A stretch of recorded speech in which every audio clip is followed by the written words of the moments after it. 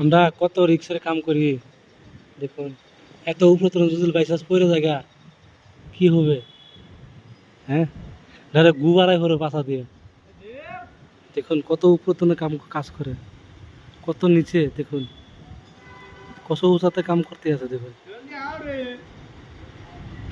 পড়ে গেলে ডাইরেক্ট পাশা দিয়ে গু বাড়াই করবো। জলদি লাগাও, জলদি লাগাও।